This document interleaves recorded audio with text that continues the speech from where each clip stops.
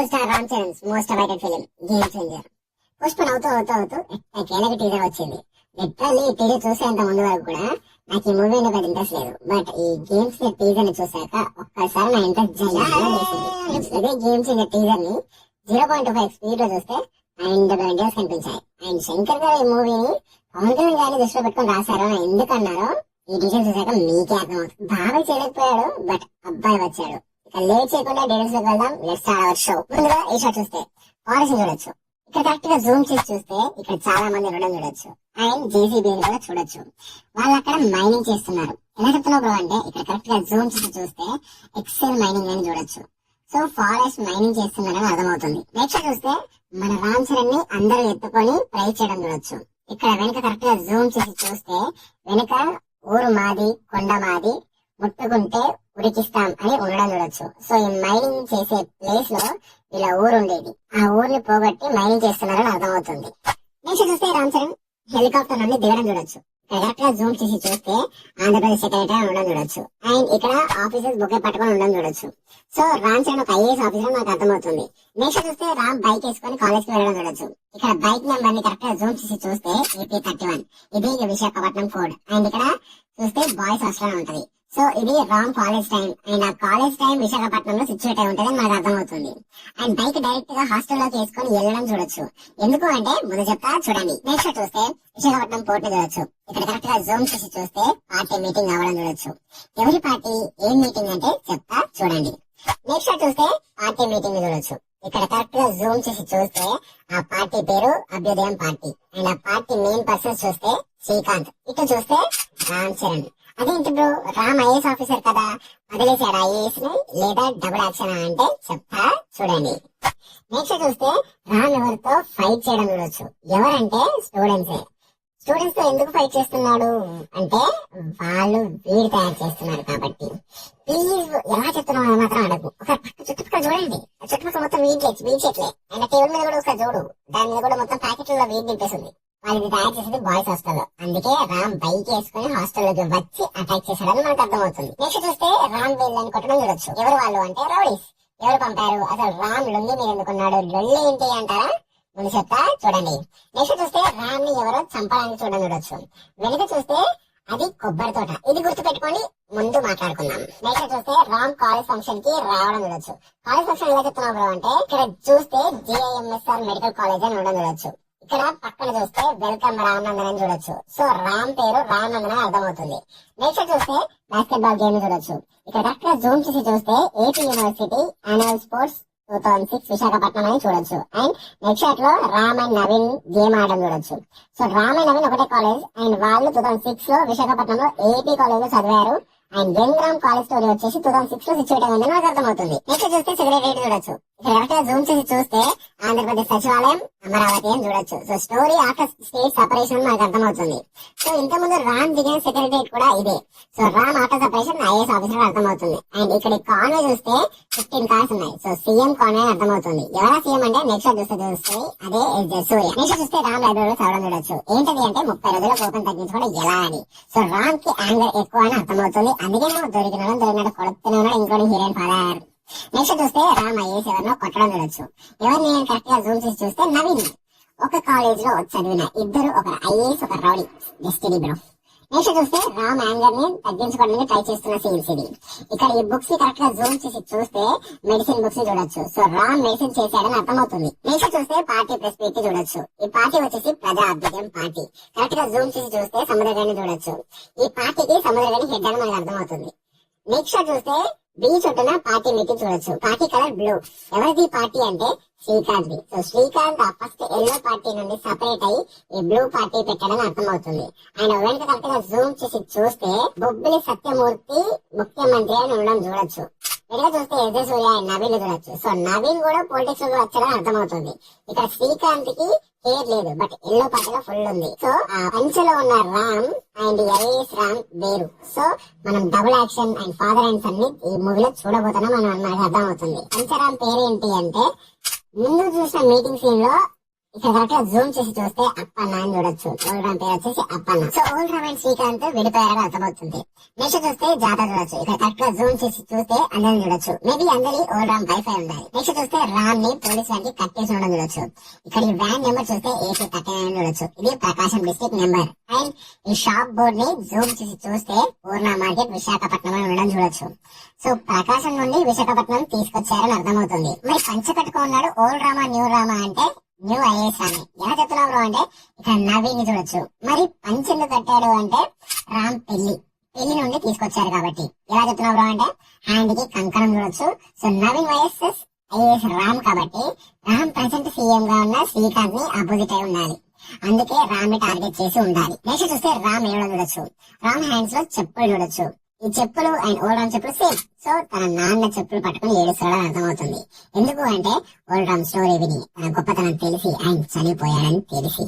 ఎలా చనిపోయాడు బ్రో అంటే ఈ కొబ్బరి తోట ఫైట్ లో చంపేశారు. ఆ ఫైట్ లో ఎనర్జీ లేకుండా కూడా చూడొచ్చు. నెక్స్ట్ చూస్తే చిల్డ్రన్ చూడొచ్చు. ఇక్కడ జూమ్ చేసి చూస్తే ఓల్డ్ రామ్ అండ్ అందరిని చూడొచ్చు. నెక్స్ట్ చూస్తే డబ్బుల మధ్యలో ఎదే సూర్యాన్ని టెన్షన్ పడుతూ ఉండడం చూడొచ్చు. ఆ నోట్స్ అబ్జర్వ్ చేసే కొత్త 500 నోట్స్. ఈ నోట్స్ రిలీజ్ అయింది 2016 లో. ఆయన టెన్షన్ లో ఉన్నాడు కాబట్టి ఎలక్షన్ అయి ఉండాలి. అయితే 2019 or 2024 అయి ఉండాలి. నెక్స్ట్ చూస్తే రామ్ సైకిల్ మీద వెళ్ళడం చూడొచ్చు. ఆ నెక్స్ట్ చూస్తే అభ్యుదయం పార్టీ ఆడిటోరియం చూడొచ్చు. ఇక్కడ కరెక్ట్ గా జూమ్ చేసి చూస్తే శుభలేఖల సుధాకర్ ఈ పార్టీకి హెడ్ అయ్యారని అర్థమవుతుంది. అండ్ పక్కన ఐఎస్ రామ్ ని చూడొచ్చు. సో ఈ పార్టీ నుండి అందరూ సపరేట్ అయ్యి శ్రీకాంత్ ఒక పార్టీ, సముద్రగాని ఒక పార్టీ పెట్టి ఈ పార్టీని పవర్లెస్ చేశారని మనకు అర్థమవుతుంది. నెక్స్ట్ చూస్తే ఈ మైనింగ్ చూడొచ్చు. ఇక్కడ కరెక్ట్ గా జూమ్ చేసి చూస్తే ఓల్డ్ రామ్ యాజిటేషన్ చేస్తున్నాడు చూడొచ్చు. నెక్స్ట్ చూస్తే స్టార్టింగ్ లో కొట్టిన వీళ్ళని ట్రైన్ ట్రాక్ మీద కట్టేసి చూడొచ్చు. రామ్ ని చూస్తే Ram bag and suit case చూడొచ్చు. సో రామ్ ట్రైన్ లో వెళ్తుంటే దింపేసి చంపాలి అని చూస్తే రామ్ ఉతికి ఆరేసాడని మనకు అర్థమవుతుంది.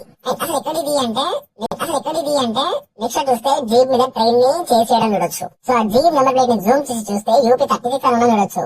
అది ఎక్కడో తెలుసా? యువర్ ఫేవరెట్ మిర్జాపూర్ అన్నమాట. సో రామ్ పడిన వాళ్ళు పంపుకుండొచ్చు. మేబీ ఇది ఇంట్రో ఫైట్ అయ్యి కూడా ఉండొచ్చు. నెక్స్ట్ చూస్తే బిల్డింగ్ కూడా చూడొచ్చు. ఎక్కడ జూమ్ చేసి చూస్తే ఇది ఒక మాల్. మేబీ ఇల్లీగల్ గా కడితే ఐఎస్ రామ్ కూల్చి ఉండాలి. మేబీ ఇది శ్రీకాంత్ పార్టీ వాళ్ళకి సంబంధించింది కావచ్చు. ఇలా కూల్చడం వల్లే శ్రీకాంత్ కి ఆపోజిట్ అయి ఉండాలి. నెక్స్ట్ చూస్తే అభ్యుదయం పార్టీ మీటింగ్ చూడొచ్చు. ఇక్కడ పక్కన చూస్తే ఐఏఎస్ రామ్ హ్యాండ్ ని చూడొచ్చు. ఆ హ్యాండ్ వాచ్ రామ్దే. సో రామ్ ఈ పార్టీకి సపోర్ట్ చేస్తున్నారని మనకు అర్థమవుతుంది. బట్ ఈ పార్టీ ఎప్పుడు రూలింగ్ కి రాదు. ఎందుకు అంటే ఓల్డ్ రామ్ పెట్టిన రూల్స్ ని వీళ్ళు ఫాలో అవుతూ ఉంటారు కాబట్టి. ఎలా చెప్తున్నా బ్రో అంటే ఆ ప్లాన్స్ రూల్స్ అన్ని పక్కన ప్లేట్ మీద పెయింట్ చేసి ఉంచడం చూడొచ్చు. సో రామ్ కి వాళ్ళ నాన్న గొప్పతనం తెలిసి తన మైండ్ తో గెలిపించాలి అని గేమ్ స్టార్ట్ చేసి ఉండాలి. నెక్స్ట్ చూస్తే యజసూర్య ఓల్డ్ అయి హెయిర్ స్టైల్ అండ్ గెటప్ మార్చాడు. సీఎం అయ్యాక ఇలా అయి ఉండాలి. ఎలా చెప్తున్నావు అంటే సీఎం అని అంటే చెప్తా చూడండి. నెక్స్ట్ చూస్తే రామ్ ని ఎత్తుకొని సెలబ్రేట్ చేస్తామని చూడొచ్చు. వెనుక చూస్తే ఆ మైనింగ్ ప్లేస్. సో మైనింగ్ అది ఆగిపోయి ఉండాలి, అందుకే సెలబ్రేట్ చేసుకుంటూ ఉండాలి. నెక్స్ట్ చూస్తే రామ్ బ్లాక్ సూట్ వేసుకొని ఉండడం చూడొచ్చు. ఇది రామ్ సెక్రటరీ అయి ఉండాలి. సెక్రటేరియట్ లో సెక్రటరీ, ఆయన సెక్రటరీ కాదు. బేసికల్లీ సెక్రటరీస్ ఇలా డ్రెస్ చేసుకొని ఉంటారు. అండ్ ఈ డ్రెస్సింగ్ అండ్ ఆ హెయిర్ ఎట్ టైం సూర్య లాగే ఉంది. సో సెక్రటరియట్ లో ఉండడం సీఎం అయి ఉండాలి. సో అందుకనే సీఎం అని అన్నాను. ఐఏఎస్ లో వెళ్ళిన వాడు ప్రమోషన్ అయి సెక్రటేరియట్ గా అదే సీఎం దగ్గరకు వచ్చాడు. ఇటువంటి డీల్స్ అని కలిసి చూస్తే ఆంధ్రప్రదేశ్ లో 3 రాజకీయ పార్టీలు. ఒకటి అభ్యుదయం పార్టీ, ఎల్లో కలర్. దీనికి శుభలేఖల సుధాకర్ హెడ్. సో ఈ పార్టీ మొత్తం నీతి నిజాయితీల మీద నడుస్తూ ఉంటది అనమాట. అండ్ ఇంకో పార్టీ వచ్చేసి ప్రజా అభ్యుదయం పార్టీ. ఈ పార్టీ కలర్ రెడ్ కలర్. దీనికి హెడ్ సముద్రగని. ఇది వచ్చేసి ఒక ప్రతిపక్షం పార్టీ. అండ్ నెక్స్ట్ వచ్చేసి ఒక బ్లూ కలర్ పార్టీ. ఇది రూలింగ్ పార్టీ. శ్రీకాంత్ హెడ్ గా ఉండి అండ్ సూర్య పక్కన ఉండే నోటోరియస్ పార్టీ. ఈ 3 పార్టీల మీద రాజకీయం నడుస్తూ ఉంటది. ఇక 2006 కి వస్తే ఆంధ్రప్రదేశ్ విశాఖపట్నం 2006. రామ్ అప్పుడే మెడిసిన్ చేయడానికి కాలేజ్ లో చేరాడు. సో రామ్ వచ్చేసి పిచ్చే యాంగర్ ఇష్యూస్ ఉంటాయి. సో అలానే కాలేజ్ జాయిన్ అయిన రోజే చూసుకుంటే వెళ్ళి కాలేజ్ లో బాయ్స్ హాస్టల్ లో వీడి తయారు చేస్తున్నాడని తెలిస్తే వెళ్ళాలని వేసుకుంటాడు అనమాట. సో అయిపోద్ది తన కాలేజ్ హీరోయిన్ చూస్తాడు, ఫ్లాట్ అవుతాడు. బట్ హీరోయిన్ నాన్ననే కొడతాడు. ఇలా సాగుతూ ఉంటది. అండ్ కట్ చేస్తే ఆఫ్టర్ 2016 రామ్ యూపీఎస్సీ క్రాక్ చేసి ఐఏఎస్ ఆఫీసర్ అయ్యాడు. సో ఐఏఎస్ ఆఫీసర్ అయ్యి విశాఖపట్నంలో పోస్టింగ్ అవుతుంది. సో విశాఖపట్నంలో పోస్టింగ్ అయ్యాక అక్కడ మంచి నోటోరియస్ గా పర్ఫార్మ్ చేస్తాడనమాట. బట్ ఆ పర్ఫార్మెన్స్ వల్ల మన శ్రీకాంత్ పార్టీకి ఎనిమిలా మారుతాడు. నాడేసి మంచి పని చూసి హీరోయిన్ వాళ్ళ ఫాదర్ హీరోయిన్ ఇవ్వడానికి ఒప్పుకుంటాడు. ప్రకాశంలో వీళ్ళ పెళ్లి అనేది పెట్టుకున్నప్పుడు పెళ్లి నుండి మనోడు ఎక్కడ ఏదో ఒకటి కేసేసి ఇంటెన్షనల్ గా పెళ్లి నుండి ఆపేసి తీసుకొస్తారనమాట. తీసుకొచ్చి గోర్న మార్కెట్ లో బ్లాస్ట్ ప్లాన్ చేస్తారు. బ్లాస్ట్ ప్లాన్ చేసి తనని చంపాలని కూడా బట్ వర్కౌట్ అవ్వదు. అండ్ మన హీరోకి ఎప్పుడు కూడా వాళ్ళ నాన్న ఒక నెగిటివ్ ఇంప్రెషన్ ఉంటది.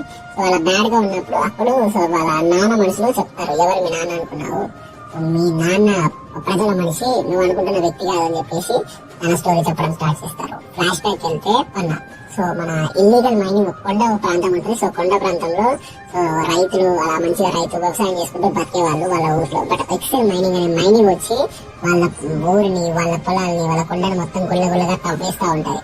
సో దాన్ని ఆపాలి అంటే పవర్ కావాలి అని అర్థమవుతుంది అప్పన్నకి. అప్పుడే ఒక పార్టీ పెడతారు. ఆ పార్టీ పేరే అభ్యుదయం పార్టీ, ఎల్లో కలర్ పార్టీ.